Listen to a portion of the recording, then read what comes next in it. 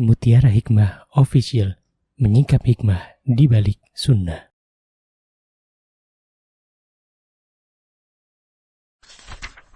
Salurkan donasi terbaik Anda untuk mendukung dakwah Mutiara Hikmah Official.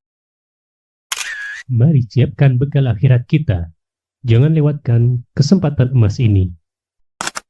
Ayo kita berkontribusi dalam program pembangunan Masjid Mutiara Hikmah yang dibina langsung oleh Ustadz Hanan Yasir MA dan Ustazah Imro'atul Azizah.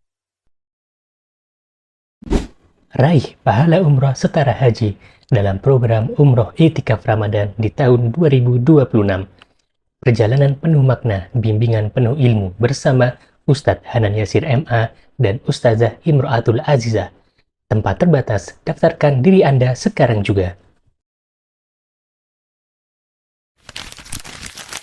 Jangan lewatkan sensasi umroh full faidah plus daurah fikih hijrah di bulan Syawal tahun 2026 bersama Ustadz Hanan Yasir MA dan Ustazah Imro'atul Azizah. Tempat terbatas, daftarkan diri Anda sekarang juga.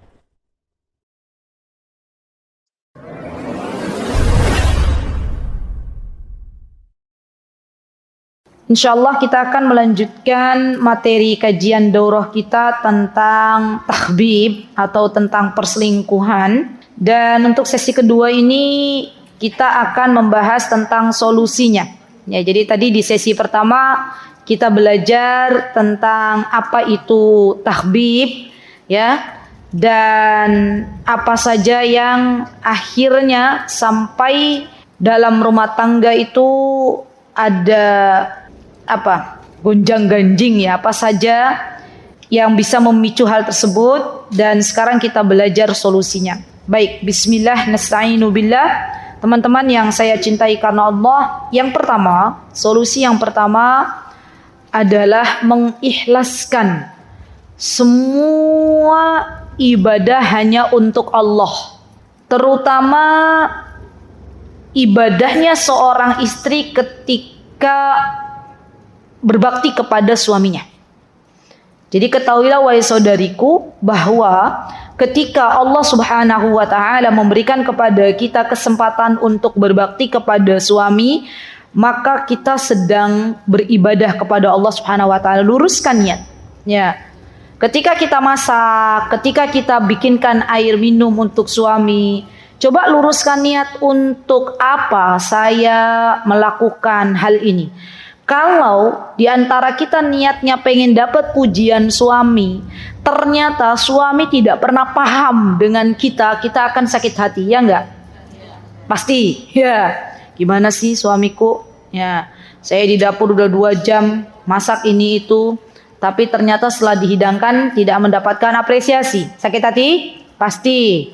Ya, makanya kita evaluasi diri. Oh, berarti mungkin niat saya yang masih kurang lurus. Tidaklah saya membuatkan makanan untuk suami, tidaklah saya membuatkan minuman untuk suami, itu semuanya ada dikarenakan perintah dari Allah Subhanahu wa taala. Jadi ikhlaskan semuanya untuk Allah.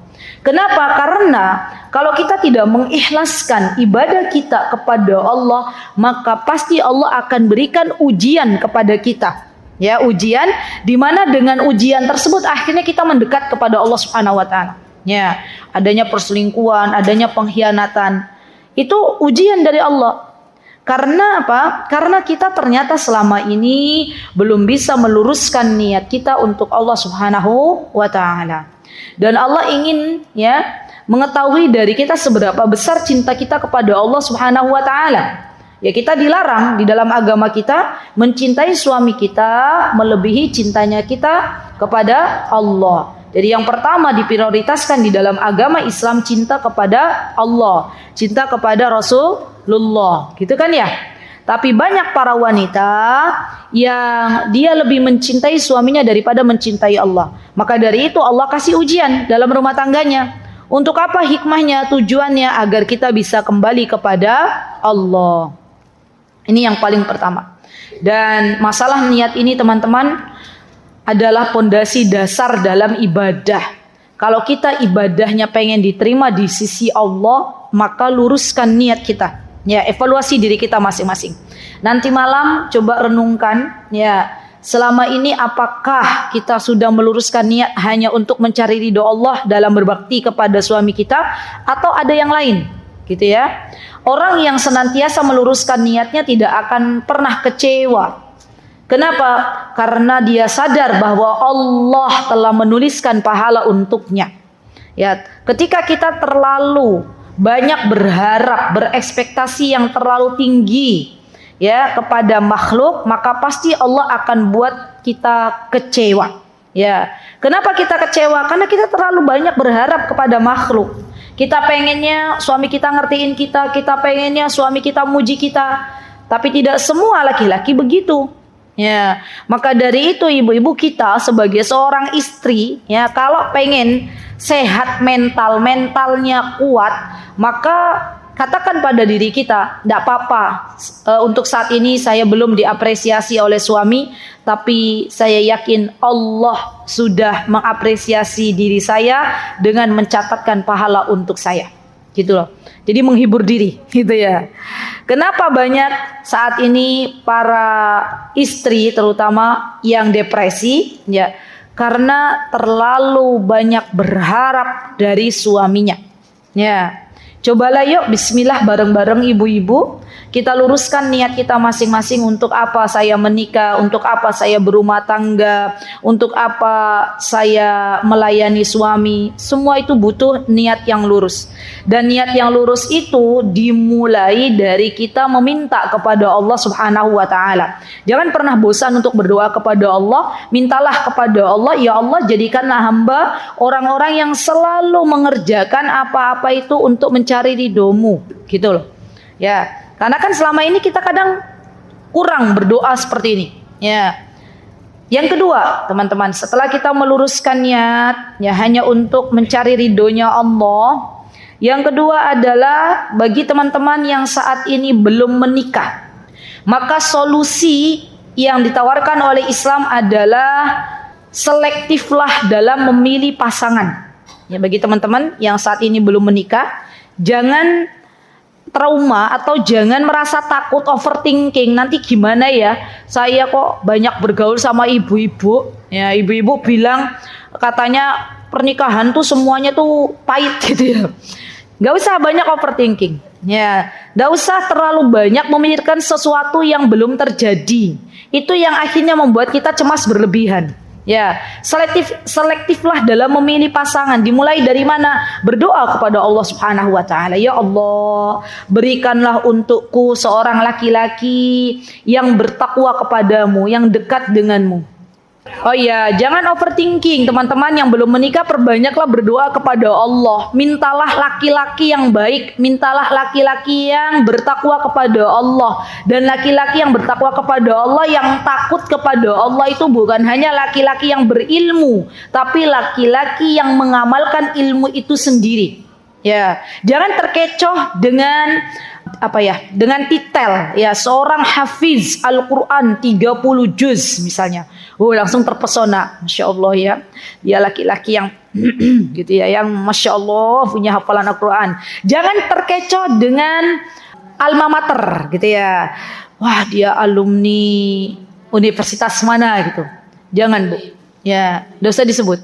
Karena telah ditemukan ya mahasiswa universitas yang mungkin bagi ibu-ibu itu kalau anaknya masuk sana sangat bangga gitu ya.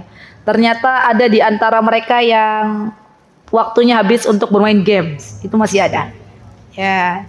Jadi jangan terkecoh dengan lulusan mananya gitu loh. Jangan, ya. Tapi lihatlah seberapa dekat dia dengan Allah Subhanahu wa taala, seberapa takut dia dengan Allah Subhanahu wa taala. Dan bagi kita ibu-ibu, kalau mau mencarikan jodoh gitu ya, maka carikanlah jodoh untuk anak laki-laki kita. Kebalikannya ya, seorang wanita yang bertakwa. Itu kan ya?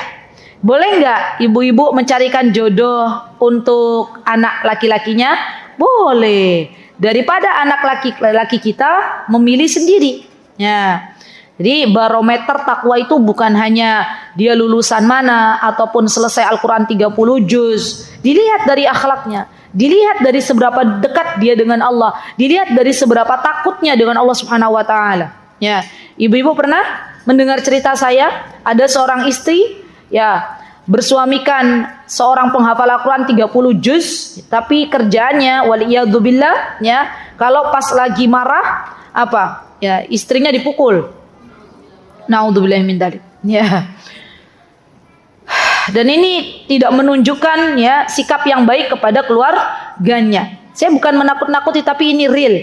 Maka dari itu, sebelum menikah berdoalah kepada Allah agar Allah karuniakan kepada mbak-mbak semuanya suami-suami yang jujur kepada Allah. Ya, jujur kepada Allah. Ini poin penting, teman-teman. Ya, mudah saja bagi seorang laki-laki dia berpura-pura jujur kepada kita, tapi dia tidak bisa membohongi Allah Subhanahu wa taala. Ya, dan Allah yang akan memberikan laki-laki yang jujur kepada Allah, laki-laki yang dekat dengan Allah, laki-laki yang takut dengan Allah Subhanahu wa taala kepada anak-anak kita. Gitu ya. Jadi benar-benar kita minta sama Allah. Ya. Nah, bagi emak-emak, nah ibu-ibu nih yang sudah kadung nikah terlanjur, ya kan udah nggak bisa milih lagi, ya lah ya sudah nikah gitu kan. Nah itu gimana Ustazah? Ya, suamiku sudah bersamaku 30 tahun, ya. Ini gimana solusinya, kan udah nggak bisa milih. Solusinya ya ibu-ibu, ya. Apa solusinya? Sabar katanya, berdoa. Ya, solusinya didoakan. Jadi kalau kita sudah punya suami kita ternyata belum Allah berikan petunjuk, hidayah sesuai dengan harapan kita, didoakan. Ya, Ustazah emang bisa laki-laki yang tadinya nggak soli, laki-laki yang tadinya nggak mau sholat jadi mau sholat? Mudah bagi Allah. Mudah bagi Allah menjadikan laki-laki yang tadinya jauh dari Allah kemudian dekat dengan Allah. Ya, wallahi hidayah itu milik Allah. Jangan pernah kita mengecilkan Allah Subhanahu wa taala. Mudah bagi Allah menjadikan Fudail bin Iyad seorang perampok jalanan menjadi seorang ulama. Ya, dan mudah bagi Allah menjadikan orang-orang yang awalnya sholih kemudian Allah cabut hidayahnya wal iyadu billah, dan akhirnya dia sudah tidak lagi memegang agama Islam yang mulia. Makanya jangan sampai kita itu merasa aman. Ya sudah deh, suamiku alhamdulillah sudah sholat 5 waktu. Ya, kemudian kita tidak mendoakan suami kita. Jangan ibu-ibu. Terus kita doakan suami kita agar tetap Allah berikan hidayah, petunjuk, Allah jaga agamanya, Allah jaga dari perbuatan-perbuatan yang buruk. Ya, dan menjadi kewajiban bagi seorang istri untuk mendoakan suami. Gitu kan. Jadi apa sih ikhtiar kita? Ya mendoakan suami kita masing-masing. Jangan sampai kita lalai untuk mendoakan suami kita. Karena Allah zat yang maha membolak-balikan hati suami kita. Jadi kalau suami kita lagi keluar, kawal dengan doa. Pengawalan ketat gitu ya. Ini kata suaminya gini, pas mau bermaksiat kok ya tiba-tiba Allah tegur gitu ya. Ada kejadian-kejadian yang akhirnya suami kita itu dihalangi oleh Allah untuk berbuat maksiat. Ya. Penyebabnya apa? Doa istrinya di rumah. Masya Allah. Jadi kita itu harus kencangkan doa, Bu. Ya. Kawal suami kita dengan doa. Gitu ya. Baik. Kemudian teman-teman yang saya cintai karena Allah, yang ketiga, di antara solusi yang diberikan oleh Islam agar kehidupan rumah tangga langgeng, agar tidak ada yang namanya pebinor, pelakor, ya. Yang ketiga adalah belajar ilmu syar'i. Tuntutlah ilmu dan amalkanlah. Kenapa? Karena ilmu ini yang akan menjaga kehidupan kita atas izin Allah. Ya, ilmu. Kalau harta ya itu tidak bisa menjaga kita. Kita yang menjaga harta. Panjenengan diberikan oleh Allah emas 1 kilo. Waduh, banyak apa sedikit tuh 1 kilo? Banyak. Loh, kalau manggil suaminya bukan emas ya? Oh bukan. Yang punya suami ya beratnya 50 kilo. Nah, berarti Masya Allah, emasnya 50 kilo. Ya. Kalau kita punya harta, kita bingung menyimpannya di mana. Iya enggak ibu-ibu? Ya punya harta tadi emas batangan 1 kilo aja bingung. Takut ada maling, takut ada pencuri, gitu enggak? Ya, kita yang menjaga. Tapi kebalikannya ilmu kalau kita terus mencari, kita terus duduk di majlis ilmu, maka atas izin Allah ilmu ini yang akan menjaga diri kita. Ya. Subhanallah ibu-ibu, banyak ya kejadian itu yang awalnya rumah tangga belum dekat dengan Allah, kemudian suami istri ini datang kajian, gitu kan? Ya ketika akhir pekan suaminya pas lagi nggak kerja, ya masya Allah bareng-bareng datang kajian. Itu masya Allah ibu-ibu, masya Allah. Allah perbaiki kehidupan rumah tangganya. Banyak itu. Ya. Jadi jangan pernah khawatir ibu-ibu. Kalau kita duduk di majlis ilmu, kalau kita belajar nanti Allah itu tidak akan mencukupi kita. Jangan terlalu khawatir. Allah itu zat yang maha baik. Ketika Allah memudahkan kita untuk belajar, suami kita dimudahkan untuk belajar ilmu syar'i, maka yakinlah pasti Allah akan menolong rumah tangga kita. Seorang laki-laki yang sudah belajar agama dan dia tahu konsekuensi dari sebuah perselingkuhan, maka dia takut untuk berselingkuh karena dia paham bahwa Allah Subhanahu wa taala senantiasa mengawasinya. Gitu kan? Gak repot-repot kita selalu pantau suami kita. Ya kalau ada seorang istri takut nanti suaminya ngapa-ngapain di luar gitu ya, dipantau dengan GPS. Waduh. Mungkin ada juga tuh. Ada kan? Di cloning HP-nya, tahu cloning nggak? Oh, di cloning HP-nya, dipantau terus 24 jam. Itu bisa-bisa suaminya nggak betah di rumah, Bu. Ya. Takut ini kok aku punya apa? Punya security, ya security pribadi ya. Siapa istrinya? Ya, jadi yang perlu kita lakukan adalah belajar bersama-sama. Ya, belajar bersama-sama, datang ke majelis taklim, datang ke majelis ilmu, ya. Suami belajar, istri belajar, anak-anak belajar. Maka insya Allah rumah tangganya akan dijaga oleh Allah Subhanahu wa taala. Kalau ada pertanyaan, Ustazah gimana? Oh suamiku belum mau datang ke kajian. Nah, biasanya kan gitu ibu-ibu ya. Biasanya. Gimana Bu? Tuh. Iya ya. Oh katanya ibu ya. Jangan berputus asa dari rahmat Allah. Ya. Step by step, sedikit. Ya, kalau suaminya belum mau datang ke kajian, kita kirimi ya potongan-potongan video.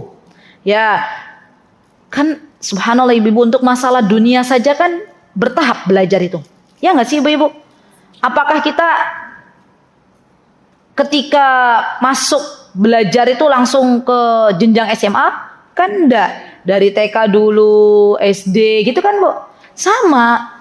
Laki-laki kalau nggak biasa belajar, nggak biasa duduk di majlis ilmu itu belum mau, maka sedikit-sedikit nggak apa-apa. Ya kalau belum mau menonton video yang cukup panjang durasinya, kasih yang pendek-pendek dulu. Ya bertahap ibu-ibu, bertahap. Dan kadang subhanallah ibu-ibu, yang namanya laki-laki kalau ya dia sudah egonya tinggi, biasanya ya belum mau mendengarkan apa yang disampaikan oleh istrinya dari apa yang didengarkan oleh istrinya di pengajian. Biasanya gitu. Iya enggak ibu-ibu? Ya. Istrinya habis kajian langsung bilang ke suaminya lagi makan malam, ya beb, tadi kata ustazah ya di majlis taklim katanya seorang suami itu harus bertanggung jawab gitu ya. Itu biasanya kadang mental. Ya. Ceramahnya yang ada suaminya ya udah deh Bu ini kita makan atau tausiah gitu ya. Nah, apa yang bisa kita lakukan yaitu didoakan ya, dikirimi potongan-potongan video dengan durasi yang pendek-pendek. Kemudian baru setelah itu ya kita kirimi bertahap ya video-video atau cuplikan video yang durasinya lebih panjang. Tetap kita berdoa kepada Allah sembari nanti kita berharap semoga suatu hari kelak suami mendapatkan hidayah mengantarkan dan bersama-sama duduk di pengajian gitu ya. Baik. Kemudian yang ketiga, solusi yang diberikan, yang keempat, maaf berarti ibu nggak ngantuk. Ya, yang keempat, solusi yang diberikan di dalam agama kita yang mulia adalah bergaulah dengan teman-teman yang baik agamanya. Pada zaman sekarang banyak orang-orang yang awalnya taat kepada Allah, takut kepada Allah, tapi sedikit demi sedikit mulai luntur rasa takutnya kepada Allah. Ya, disebabkan apa? Disebabkan karena salah pergaulan. Ya. Sahabat yang baik itu adalah sahabat yang mengingatkan kita ketika kita sudah tidak lagi dekat dengan Allah. Sahabat yang baik itu adalah sahabat yang memberikan kepada kita nasihat-nasihat yang mengingatkan kita untuk berbekal sebagai bekal kita setelah kita meninggal dunia. Ya, sahabat yang baik itu adalah sahabat yang tidak rela manakala kita menduakan Allah. Sahabat yang terbaik itu adalah sahabat yang tidak rela kalau kita menjadi waliyadzubillah pelakor. Ya. Tuh sahabat yang baik tuh nggak ridho. Dia terus nasihatin, janganlah, tobatlah sama Allah. Tapi kalau sahabat yang nggak baik justru tepuk tangan. Ya, justru memprovokasi. Ya, bahkan banyak kan kejadian akhirnya ya dia merebut suaminya orang karena apa? Ya karena tadi saya cerita di sesi pertama itu, karena dikompor-komporin oleh sahabatnya. Ya. Jadi hati-hati teman-teman dalam bergaul. Hati-hati dalam bermuamalah. Ya. Banyak orang-orang yang akhirnya tidak lagi merasakan kelezatan manisnya hidayah, dicabut hidayahnya oleh Allah Subhanahu wa taala karena salah bergaul. Ya. Ustazah, kalau saya sudah senior, Ustazah, lansia, apakah aman Ustazah bergaul dengan siapa saja? Belum aman. Kapan kita aman? Ketika kita sudah menghadap Allah Subhanahu wa taala. Kenapa? Karena nanti ada ujiannya masing-masing. Kalau tadi momi-momi muda ujiannya apa? Ujiannya tadi terpesona dengan laki orang. Kalau ibu-ibu lansia, biasanya ujiannya apa ibu-ibu? Kalau salah pergaulan, ujiannya suka bikin konten, TikTokan, ya. Itu kan ada ibu-ibu yang begitu. Ya, awalnya senam bareng, pakai musik, gitu kan. Lama-kelamaan kok kayaknya asik ya, sudah banyak yang like upload di sosial media masing-masing. Itu kan ujian, subhanallah. Coba kalau dia punya temennya yang solihah, ya diingatkan. Ya, ini kita udah bau tanah gitu kan ya. Usia sudah di atas 40 tahun. Masa iya masih geol ya, diupload di sosial media. Takutlah kalau ini menjadi dosa jariah, gitu kan? Ya.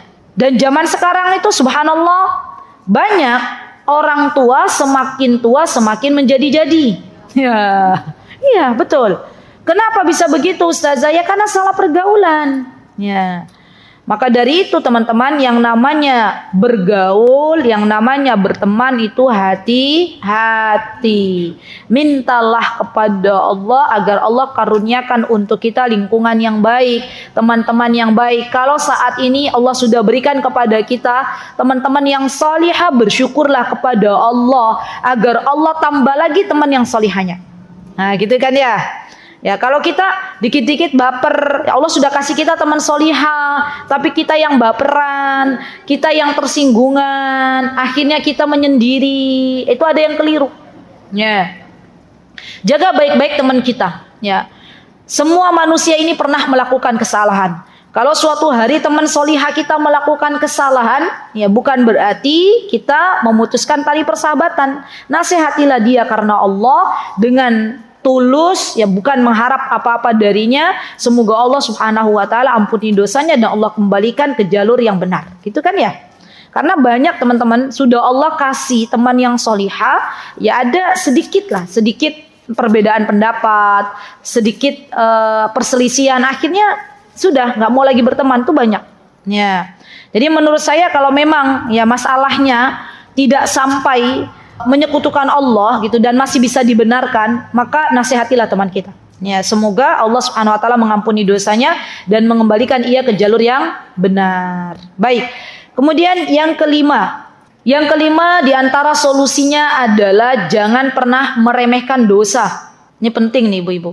Banyak di antara kita yang meremehkan dosa-dosa kecil. Ya. Enggak apa-apa ngobrol dengan lawan jenis gitu ya. Enggak apa-apa keluar rumah sedikit buka aurat. Ya. Enggak apa-apa. Ya. Apa? curhat ke ustadz misalnya kayak tadi ya. Nah itu kan awal-awalnya kan sesuatu yang berawal dari sesuatu yang kecil. Dibiarkan, akhirnya keseringan, dan disitulah adanya kenyamanan ya. Dari kenyamanan tersebut terjadilah sesuatu yang tidak diharapkan. Jadi dosa itu ibu-ibu bukan dilihat dari seberapa kecil dan besarnya, tapi dosa itu dilihat kepada siapa kita melakukan dosa, yaitu kepada Allah Subhanahu wa taala yang selama ini memberikan makan kepada kita, yang selama ini memberikan segala apa yang kita butuhkan.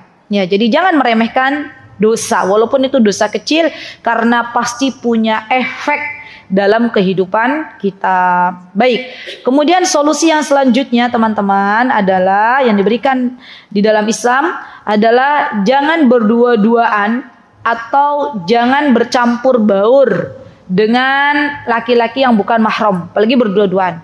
Ya, hindari berdua-duaan dengan laki-laki yang bukan mahram, hindari yang namanya percampur bauran antara laki-laki dan perempuan. Dari kejadian kemarin ibu yang curhat ya, ada tetangga-tetangganya karaokean, ada tetangga-tetangganya konser, itu kan asal-muasalnya masalahnya ada di mana? Campur baur. Sampai akhirnya Allah Subhanahu wa taala hukum mereka ya. Suami suka dengan istrinya orang, ya seorang perempuan suka dengan lakinya orang. Itu kan dari hukuman yang Allah Azza wa Jalla berikan ya. Berawal dari apa? Dari campur baur. Maka dari itu teman-teman, mohon untuk diperhatikan ya, seorang wanita yang saat ini masih bekerja. Ini nih penting nih. Seorang wanita, seorang muslimah yang sampai hari ini masih bekerja dan pekerjaannya itu ada campur baur antara laki-laki dan perempuan yang bukan mahram, maka bersegeralah meminta kepada Allah solusi yang terbaik. Kenapa? Karena banyak laki-laki yang awalnya dia teguh dengan agamanya, Masya Allah berprinsip, ya, takut kepada Allah, tapi ternyata setelah digoda oleh asistennya, yang dia seorang wanita, jadilah dia seorang laki-laki yang tidak lagi memiliki keteguhan prinsip dalam hidupnya. Itu kan banyak. Ya. Seorang laki-laki yang kerja pagi, ya, pulang malam atau kerja 5 hari di luar kota, ya, awalnya dia takut kepada Allah, tapi ternyata setiap hari disodorkan ya di kantornya kopi oleh seorang wanita, diajak ngobrol, ya, diajak makan bareng keluar. Ya, siapa yang tidak terfitnah dengan wanita ini? Ya, maka dari itu teman-teman, kita tidak bisa memaksa para laki-laki untuk menjaga dirinya, tapi minimal kita bisa merubah keadaan dimulai dari dalam diri kita masing-masing.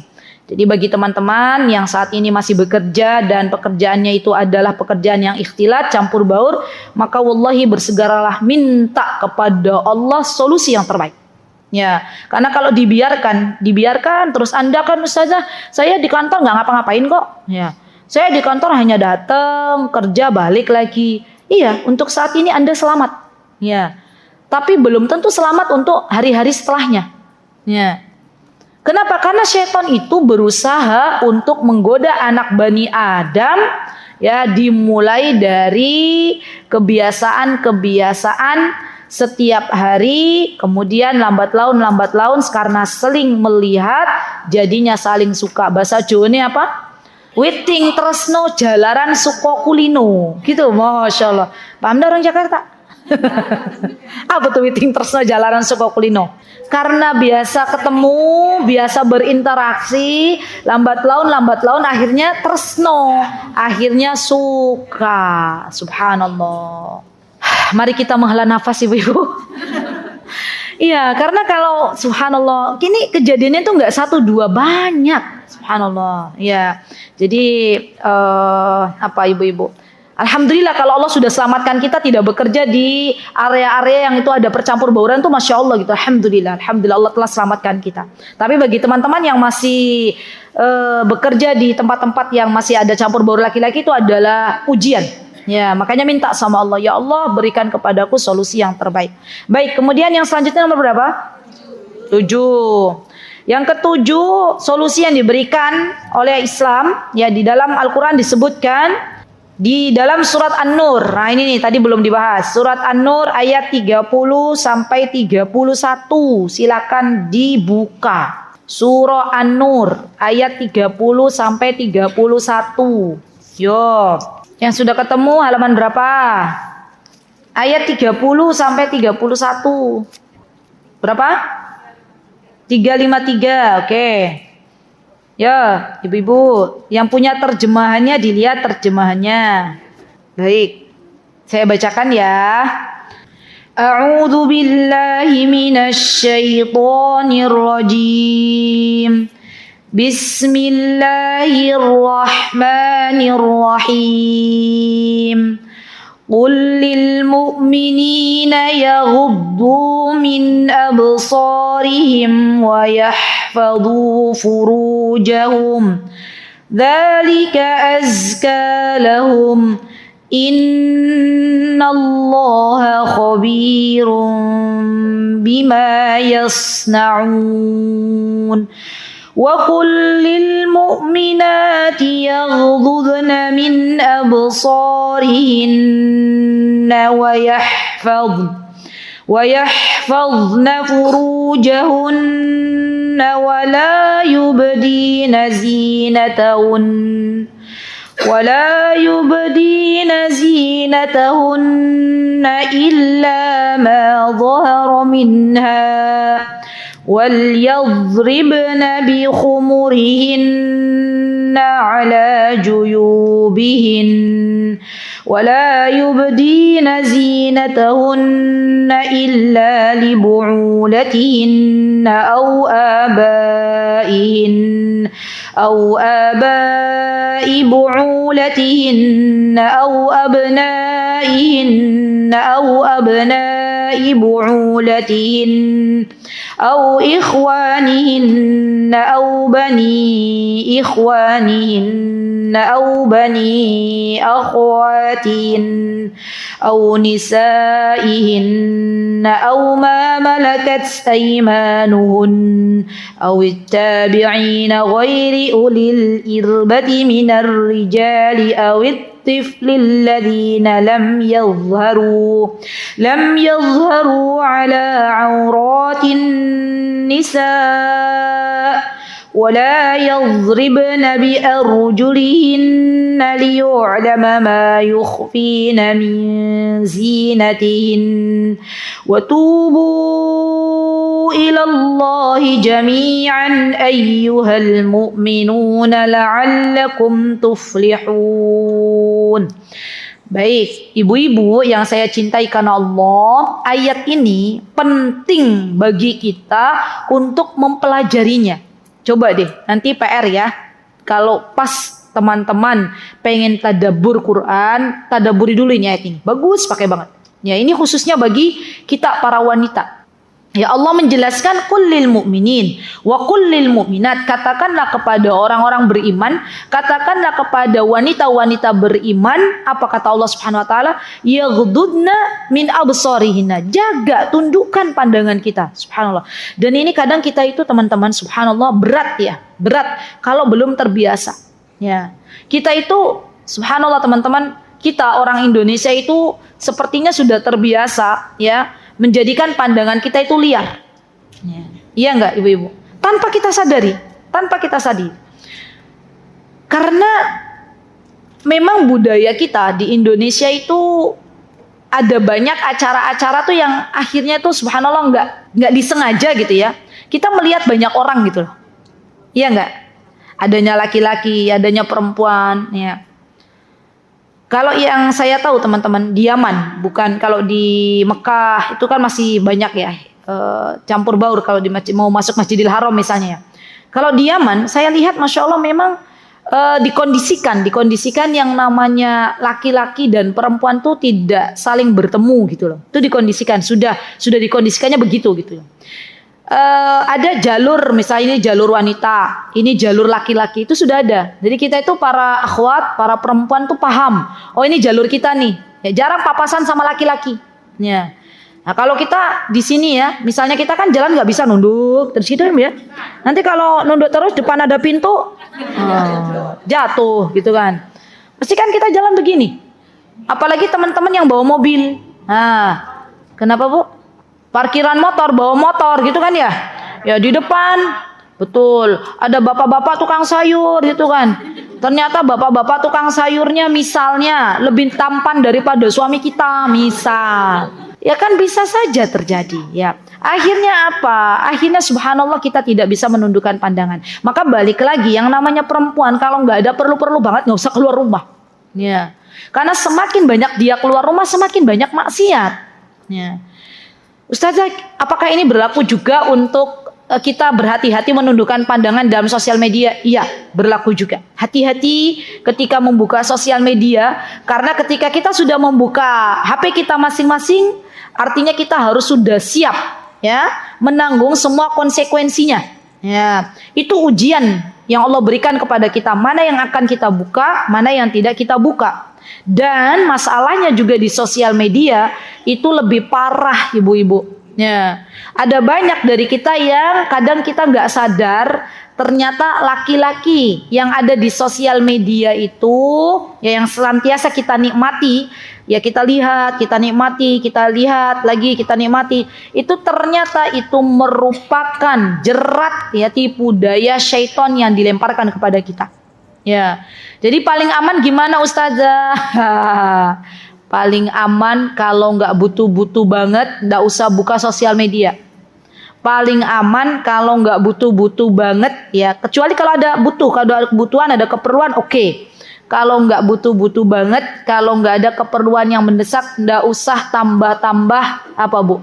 Akun aplikasi gitu ya, nggak usah. Ya itu insya Allah lebih aman, lebih aman. Dan ya solusi yang seharusnya kita jaga bersama yang diberikan oleh Islam ya adalah menjaga waktu. Ini penting, pakai banget di zaman sekarang teman-teman.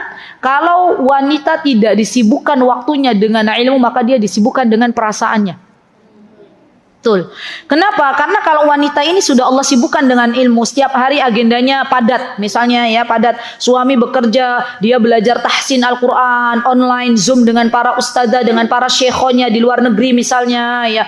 Kemudian ada tugas menghafal, ada tugas tadabbur, ada tugas merangkum, ada tugas membaca buku. Masya Allah setiap hari terus, Masya Allah ya dia lalui dengan berbagai macam kesibukan, maka insya Allah Allah jauhkan dari segala fitnah yang ada pada zaman sekarang. Jadi diantara solusinya yang selanjutnya teman-teman, pandai-pandailah memanage waktu dan kerjakan skala prioritas di awal. Coba wanita yang hobinya nyekrol HP itu kenapa coba teman-teman?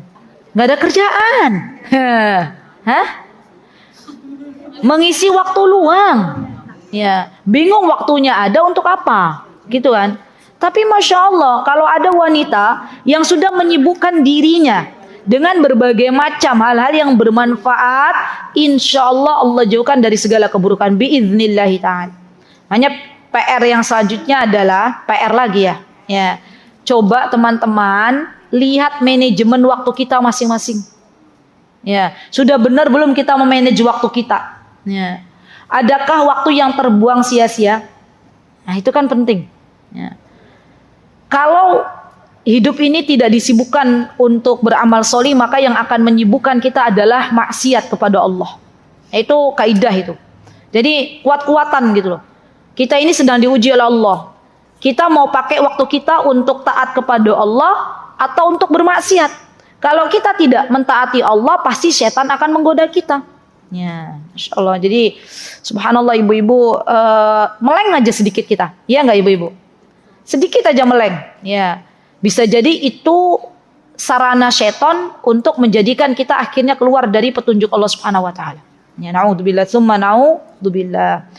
Baik, kemudian di dalam surah An-Nur ini, ibu-ibu kita diperintahkan wa yahfadhu furujahum, untuk menjaga kemaluan kita masing-masing. Berarti ini solusi yang selanjutnya. Solusi yang selanjutnya adalah bagi seorang wanita hendaklah pandai-pandai jaga diri. Ini solusi. Ya. Kita tidak bisa menuntut suami kita untuk menjadi suami yang solih. Kita tidak bisa menuntut laki-laki yang ada di luar sana untuk menjaga diri. Tapi minimal kita mulai dari dalam diri kita masing-masing. Ya, jadilah seorang wanita yang berprinsip, jadilah seorang wanita muslimah yang tidak gampangan dirayu oleh laki-laki yang bukan mahram. Jadilah seperti Ibunda Khadijah radhiyallahu anha, di mana beliau sebelum menikah dengan Rasulullah SAW, beliau mendapat julukan dari kaumnya sebagai wanita at-tahirah. Apa itu wanita at-tahirah? Wanita yang menjaga kesuciannya. Masya Allah. Ya, kalau kita pengen dimasukkan ke dalam surganya Allah, maka ya jadilah wanita yang bisa menjaga diri. Ya. Karena besok kita akan dipanggil oleh Allah Subhanahu wa taala untuk memasuki surga dari pintu manapun yang kita kehendaki. Syarat utamanya diantaranya jaga sholat 5 waktu, jaga puasa Ramadan, taati suami kalau suaminya masih ada, dan yang keempat adalah menjadi wanita yang iffah, wanita yang menjaga diri, wanita yang tidak bermudah-mudahan memberikan ya kehormatannya, memberikan keperawanannya, memberikan yang seharusnya dia jaga kepada laki-laki yang bukan mahram. Nah, itu solusi yang diberikan. Dan subhanallah teman-teman, zaman sekarang ya, kalau bukan karena pertolongan Allah ya kepada kita semuanya, maka menjaga diri itu sulit. Ya, lingkungan yang ada pada hari ini, terutama di Indonesia Raya, ya, terkadang tidak mendukung. Ya enggak ibu-ibu? Ya. Tetapi kalau kita minta pertolongan kepada Allah, ya Allah jadikanlah aku seorang wanita yang pandai menjaga diri, maka mudah bagi Allah untuk menjaga kita semuanya. Jadi mulai lagi kita minta sama Allah, semoga Allah jadikan kita semuanya wanita-wanita yang bisa menjaga diri. Baik, kemudian solusi yang selanjutnya adalah, nah ini nih penting nih, tadi sudah saya sebutkan. Jaga zikir pagi dan petang. Jaga zikir pagi dan petang. Ya. Sesibuk apapun kita teman-teman, maka bacalah zikir pagi dan petang ini. Boleh nggak baca zikir pagi dan petang sambil berbaring? Boleh. Boleh nggak kita baca zikir pagi dan petang sambil duduk? Boleh. Yang menjadi perhatian, ketika kita membaca zikir pagi dan petang, bacalah dengan mengetahui artinya teman-teman. Jadi bukan hanya di lisan. Kita baca asbahna wa asbahal mulku lillah walhamdulillah, gitu kan ya. Kita paham apa itu. Ya. Ketika kita membaca ya hayyu ya qayyum bi rahmatika astaghiitsu aslih li sya'ni kullah, berarti kita sedang menitipkan segala urusan kita kepada Allah. Nah, seringnya kita kalau baca zikir pagi petang paham maknanya atau belum, Bu?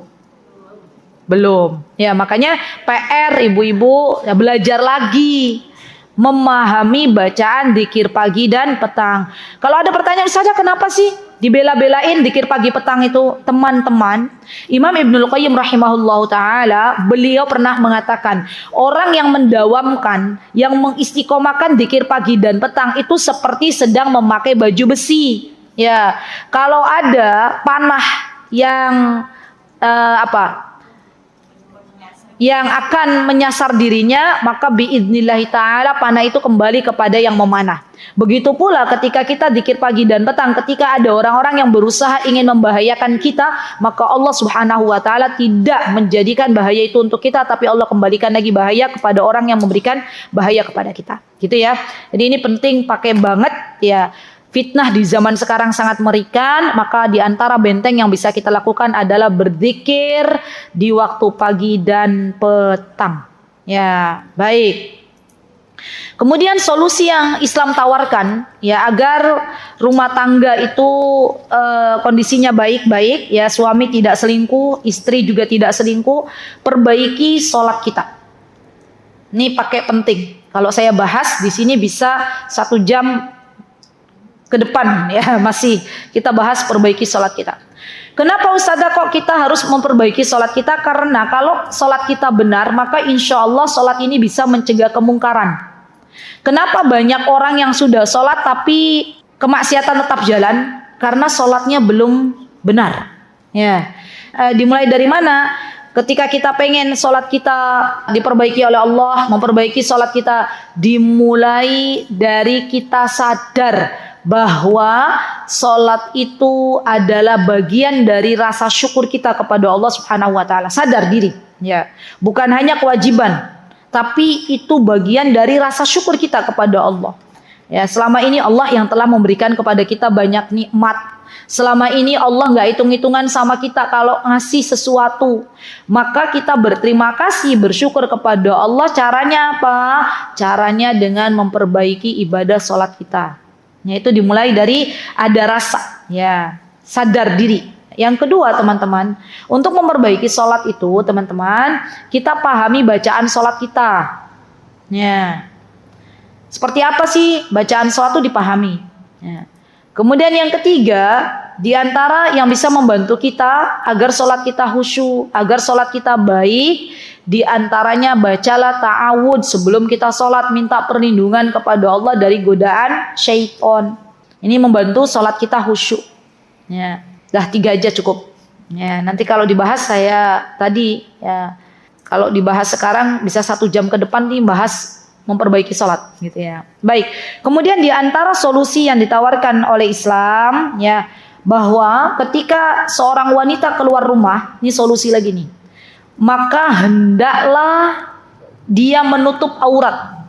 Jadi alhamdulillah kalau saya lihat ibu-ibu di sini, masya Allah sudah menutup aurat, ya, artinya kita sedang berikhtiar, ya, menjadi wanita-wanita yang baik di hadapan Allah Subhanahu wa Ta'ala dan membantu laki-laki agar tidak terfitnah dengan kita, gitu ya.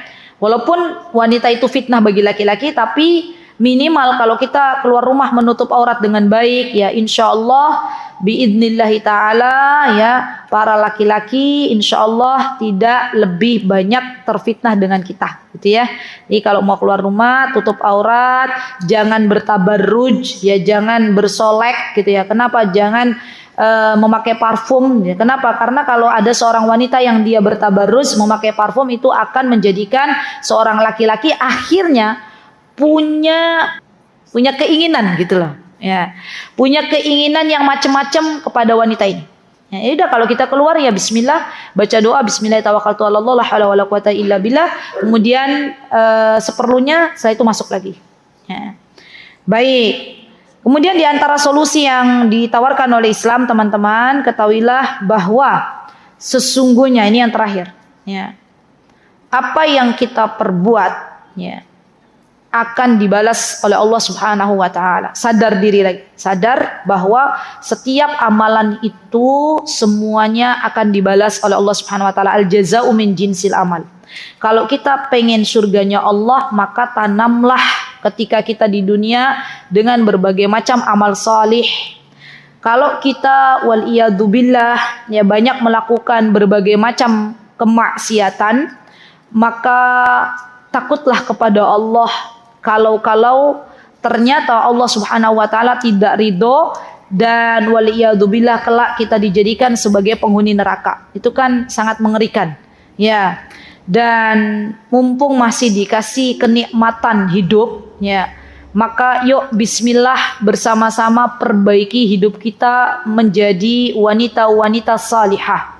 Pantaskan diri kita menjadi amatullah yang baik di hadapan Allah Subhanahu wa Ta'ala, menjadi hamba Allah yang baik. Takutlah kepada Allah Subhanahu wa Ta'ala, karena sesungguhnya rasa takut kita kepada Allah itu bisa menghalangi diri kita untuk bermaksiat kepada Allah Subhanahu wa Ta'ala. Ada berapa yang ibu-ibu tulis solusinya? Tadi ada yang 11. 13. Jadi ibu-ibu solusinya bermacam-macam. 11, 12, 13. Masya Allah. Ya.